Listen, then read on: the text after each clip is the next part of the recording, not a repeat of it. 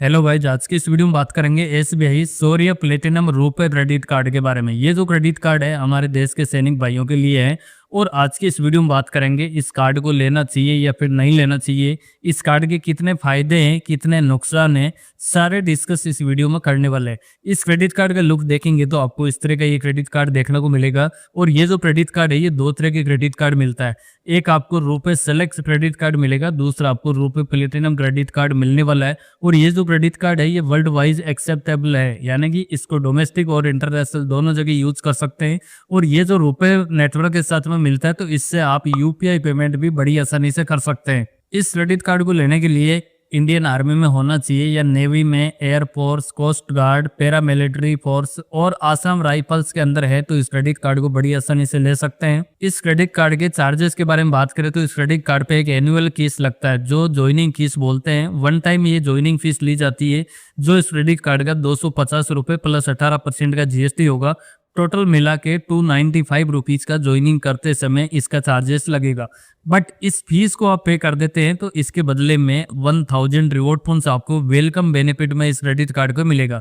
जैसे ही आप इस क्रेडिट कार्ड की ज्वाइनिंग फीस पे करेंगे उसके बाद 15 दिन के अंदर आपके क्रेडिट कार्ड पे ये रिवॉर्ड फंड्स को क्रेडिट कर दिया जाएगा। और ये जो रिवॉर्ड फंड्स होगा इनकी वैल्यू की बात करें तो 250 रुपए तक की वैल्यू के आपको रिवॉर्ड फंड्स मिल जाता है। तो यहाँ से आपकी जो फीस होगी वो रिकवर यहाँ से हो जाएगी।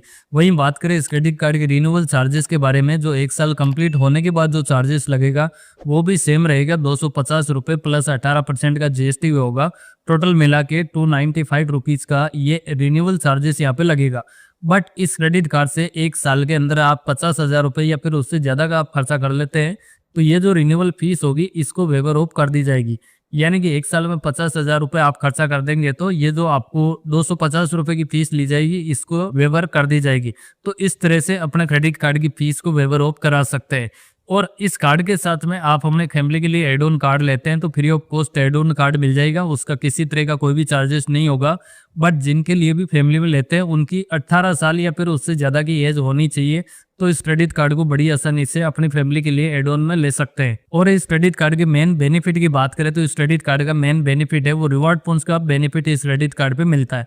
यानी कि इस क्रेडिट कार्ड से आप अगर 100 रुपए का आप खर्चा करते हैं, चाहे आप सीएसडी कैंटीन में करते हैं या फिर आप डाइनिंग के लिए करते हैं या फिर आप मूवी के लिए खर्चा करते हैं या डिपार्टमेंटल स्टोर पे करते हैं या फिर आप इस क्रेडिट कार्ड से कोई भी ग्रोसरी परचेस करते हैं तो हर 100 रुपए की आप ट्रांजेक्शन करेंगे तो उस पर आपको 5x रिवॉर्ड पॉइंट्स इस क्रेडिट कार्ड पे मिल जाएगा। यानी कि 100 रुपए के बदले में आपको 5 रिवॉर्ड पॉइंट्स मिलेगा। बट ये जो रिवॉर्ड पॉइंट्स मिलेगा इस पे एक कैपिंग भी रहेगी। आप एक कैलेंडर मंथ के अंदर ज्यादा से ज्यादा 5000 रिवॉर्ड पॉइंट्स इस क्रेडिट कार्ड से ले सकते हैं इन कैटेगरी पर। और इस क्रेडिट कार्ड के रिवॉर्ड पॉइंट्स की वैल्यू की यहाँ पे बात करें तो एक रिवॉर्ड पॉइंट्स की वैल्यू 25 पैसे की इस क्रेडिट कार्ड पे मिलने वाली है। तो यानी कि इन कैटेगरी पे आप हर 100 रुपए का खर्चा करेंगे तो उसके बदले में आप 1 रुपए और 25 पैसे की बचत इस क्रेडिट कार्ड से आप कर सकते हैं।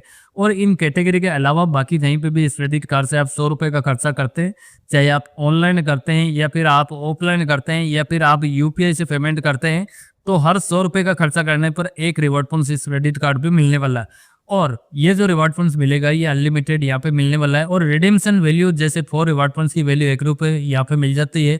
But minimum reward point requirement होगी, आप जब भी रिडीम करेंगे तो कम से कम आपके पास 2000 या फिर उससे ज्यादा का रिवॉर्ड पॉइंट्स यहाँ पे होना चाहिए, तभी आप रिडीम कर पाएंगे। आप चाहे तो वाउचर के लिए रिडीम कर सकते हैं या फिर आप शॉपिंग के लिए रिडीम कर सकते हैं या फिर आप ट्रेवल के लिए भी रिडीम कर सकते हैं या फिर अपने क्रेडिट कार्ड के स्टेटमेंट के अगेंस्ट में आप डिलेस में क्रेडिट करवाते हैं तो भी आपको कम से कम 2000 रिवॉर्ड पॉइंट्स की यहाँ पे रिक्वायरमेंट होगी, जिसकी वैल्यू आपको 500 रुपए तक की आपको मिल जाएगी। और इस क्रेडिट कार्ड पे मिलता है 1% तक का फ्यूल सरचार्ज भी वेवर मिलता है। बट इसके लिए कंडीशन है आपका फ्यूल का ट्रांजेक्शन 500 रुपए से लेके 3000 रुपए के बीच में होना चाहिए, तभी आपको 1% का सरचार्ज यहाँ पे वेवर मिलने वाला है। अगर आप 500 रुपए से कम का ट्रांजेक्शन करेंगे तो इस केस में भी आपको 10 रुपए प्लस 18% का जीएसटी यहाँ पे लगने वाला है। अगर आप 3000 से ऊपर का करेंगे तो भी आपको 1% का यहाँ पे सरचार्ज लगेगा। बट अगर आप 500 रुपए से लेके 3000 के बीच में करेंगे तो आपको ये 1% का सरचार्ज रिवर्सल मिल जाएगा।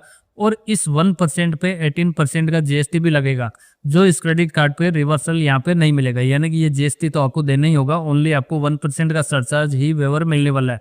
और इस क्रेडिट कार्ड से हर बिलिंग स्टेटमेंट साइकिल में आप 100 रुपए तक का वेवर को आप बड़ी आसानी से ले सकते हैं। और इस क्रेडिट कार्ड पे इंश्योरेंस कवर भी मिलता है, जिसमें complimentary personal accidental insurance cover होगा वो 2 लाख रुपए तक का इस क्रेडिट कार्ड पे मिल जाता है। और ये जो इंश्योरेंस होता है ये एनपीसीआई की तरफ से मिलता है, क्योंकि ये रुपए क्रेडिट कार्ड है। और ये जो इंश्योरेंस होता है पर्सनल एक्सीडेंटल या फिर परमानेंट डिसेबिलिटी होने पे 2 लाख रुपए तक का इंश्योरेंस कवर इस क्रेडिट कार्ड पे मिल जाता है।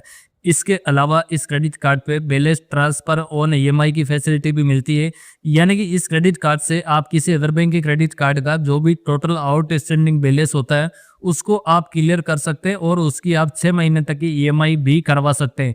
तो ये फैसिलिटी इस क्रेडिट कार्ड पे मिल जाती है। साथ में फ्लेक्सी पे ईएमआई की फैसिलिटी भी मिल जाती है, यानी कि आप कोई भी 2500 रुपये या फिर उससे ज़्यादा भी आप इस क्रेडिट कार्ड से खर्चा करते हैं तो उसको आप मंथली इंस्टॉलमेंट के अंदर आप कन्वर्ट भी कर सकते हैं। तो ये ईएमआई की फैसिलिटी इस क्रेडिट कार्ड पे बड़ी आसानी से मिल जाती है। और इस क्रेडिट कार्ड पे कुछ अदर चार्जेस वगैरह भी लगते हैं, जिनको भी डिस्कस यहाँ पे कर लेते हैं। जैसे अगर इस क्रेडिट कार्ड को यूज करके आप एटीएम से कैश विड्रॉल वगैरह का आप कोई भी ट्रांजेक्शन वगैरह करते हैं तो यहाँ पे आपको कैश एडवांस फीस के नाम से एक चार्जेस लगाई जाता है।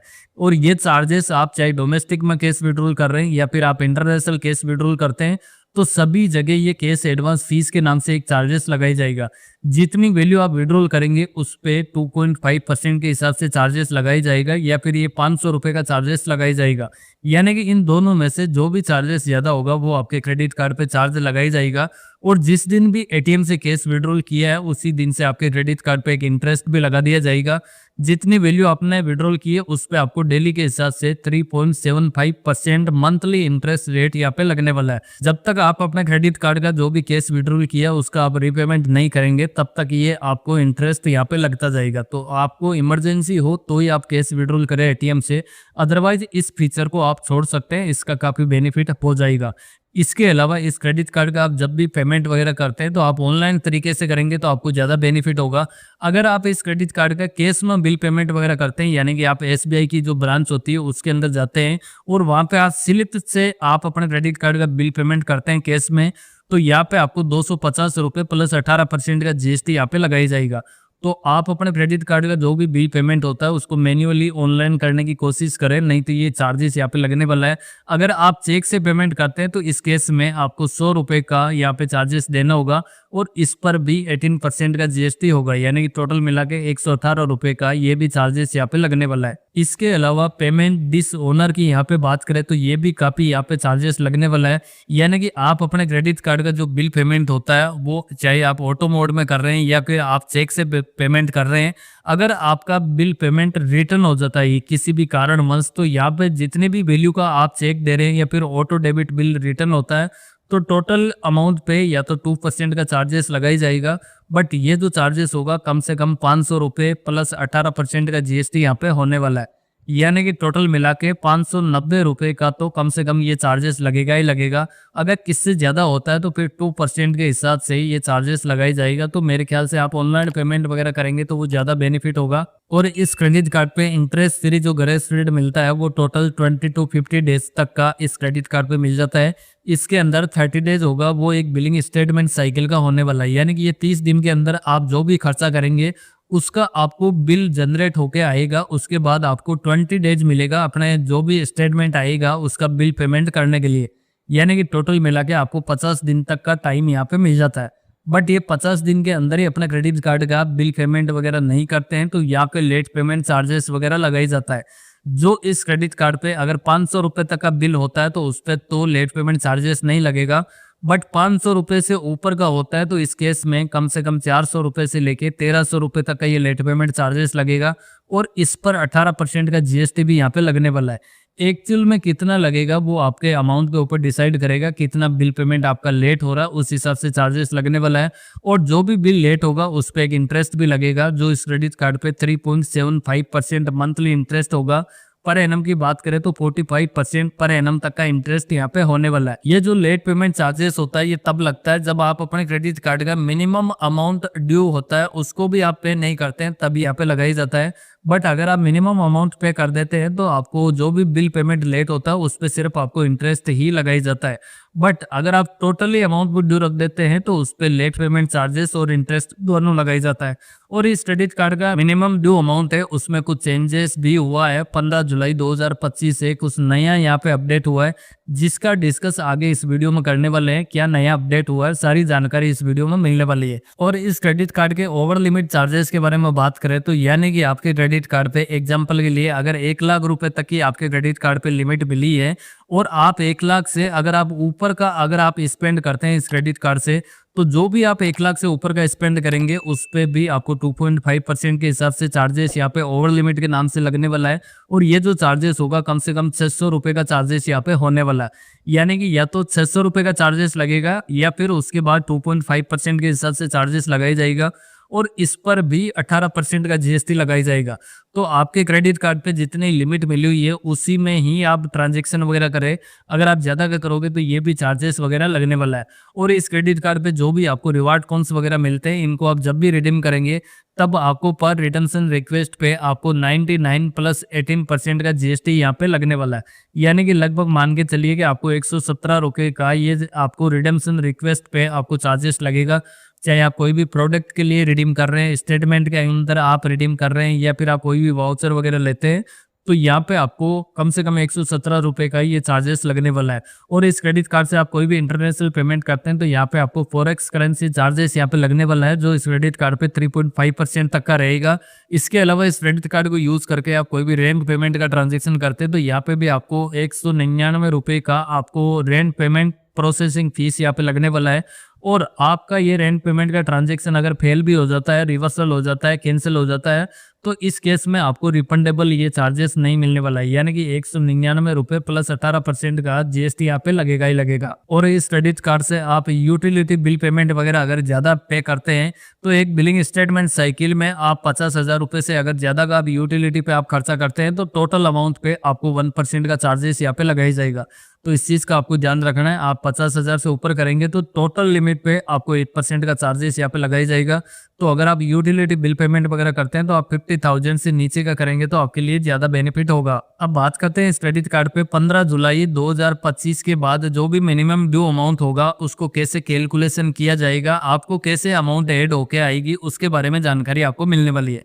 जैसे आपके क्रेडिट कार्ड पे मिनिमम ड्यू अमाउंट आएगा उसमें क्या क्या ऐड होकर आएगा। जैसे आपके क्रेडिट कार्ड पे कोई भी जीएसटी वगैरह ऐड हो रखा है तो वो 100% ऐड होकर आएगा आपके क्रेडिट कार्ड में मिनिमम अमाउंट के अंदर।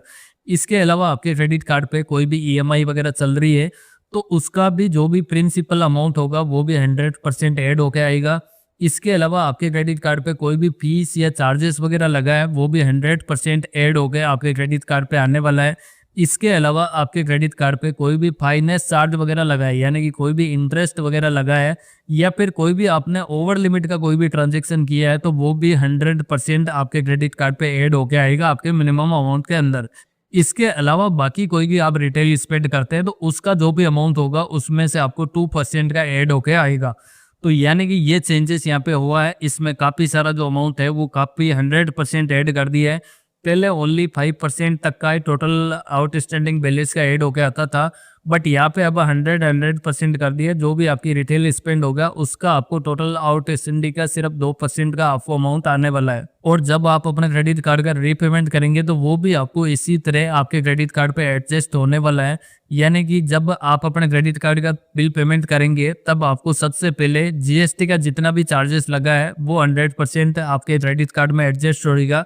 उसके बाद आपके क्रेडिट कार्ड पे जो भी ईएमआई वगैरह चल रही है उसका जो भी प्रिंसिपल अमाउंट वगैरह होगा वो 100% एडजस्ट यहाँ पे होएगा। इसके अलावा आपके क्रेडिट कार्ड पे कोई भी फीस एंड चार्जेस वगैरह लगा है उसके बाद वो एडजस्टमेंट होएगा 100%। इसके अलावा आपके क्रेडिट कार्ड पे कोई भी इंटरेस्ट वगैरह लगा है उसके बाद वो एडजस्टमेंट यहाँ पे होने वाला है। उसके बाद आपने कोई भी अपने क्रेडिट कार्ड पे बैलेंस ट्रांसफर किया है तो उसके बाद वो एडजस्टमेंट यहाँ पे होने वाला है। उसके बाद आपने कोई भी रिटेल स्पेंड किया है, उसके बाद वो एडजस्टमेंट होने वाला है और लास्ट में होएगा अगर आपने एटीएम से कैश विड्रॉल किया है तो वो लास्ट में एडजस्टमेंट यहाँ पे होने वाला है। तो यानी कि लास्ट में आपको कैश एडवांस का जो चार्जेस होगा वो यहाँ पे ऐड होने वाला है रीपेमेंट करते समय, तो इस चीज का आपको ध्यान रखना है। एग्जाम्पल के लिए आप समझ सकते हैं कि आपके क्रेडिट कार्ड पे मान लीजिए कि आपने 50,000 रुपए तक का आपके क्रेडिट कार्ड से खर्चा किया है। इसके अंदर 5,000 रुपये आपने एटीएम से कैश विड्रॉल वगैरह कर लिया, उसके बाद आपने 45,000 रुपये का कहीं और स्पेंड आपने कर रखा है। तो अगर आप अपना क्रेडिट कार्ड का मान लो रीपेमेंट कर रहे हैं और आपने मान लीजिए कि अगर आपने 45,000 रुपये का रीपेमेंट कर दिया, 5,000 रुपये छोड़ दिया, तो ये 5,000 आपने एटीएम से कैश विड्रॉल किया उसमें एडजस्ट यहाँ पे नहीं किया जाएगा। 5,000 पे तब तक इंटरेस्ट लगता रहेगा जब तक आप अपना क्रेडिट कार्ड का पूरा पेमेंट नहीं करेंगे, तब तक आपको ये कैश एडवांस इंटरेस्ट यहाँ पे लगता जाएगा। यानी कि आपके क्रेडिट कार्ड पे कम से कम 3.75% मंथली इंटरेस्ट यहाँ पे लगता रहेगा। तो आप अपने क्रेडिट कार्ड या जो भी बिल पेमेंट होता है उसको टाइम टू टाइम करते रहे, नहीं तो ये काफ़ी सारे चार्जेस वगैरह हो जाते हैं और अब तो ये मिनिमम अमाउंट भी काफ़ी ज़्यादा आएगी, तो उस हिसाब से आपको पे करना है अपने क्रेडिट कार्ड का। और इस क्रेडिट कार्ड को अप्लाई करने के लिए आप एसबीआई की कार्ड वेबसाइट है उसके थ्रू आप ऑनलाइन भी अप्लाई कर सकते हैं, या फिर आपकी जहाँ भी पोस्टिंग होती है वहाँ पे आपके नियर बाई में एसबीआई का ब्रांच होता है, उसके थ्रू भी आप इस क्रेडिट कार्ड को अप्लाई कर सकते हैं। बड़ी आसानी से क्रेडिट कार्ड मिल जाता है। तो बस यही था एसबीआई सौर्य प्लेटिनम क्रेडिट कार्ड के बारे में जानकारी। इस वीडियो में बताई गई जानकारी आपको पसंद आई हो तो इस वीडियो को आप जरूर से लाइक करें, और इस चैनल पे आप फर्स्ट टाइम विजिट कर रहे हैं तो इस चैनल को भी आप जरूर से सब्सक्राइब करें और साथ में जो नोटिफिकेशन बेल है उसको भी प्रेस करके रखें। इसके अलावा भी आपको किसी और बैंक के क्रेडिट कार्ड की या फिर एसबीआई के क्रेडिट कार्ड की जानकारी लेना है तो नीचे कमेंट सेक्शन में आप बता सकते हैं।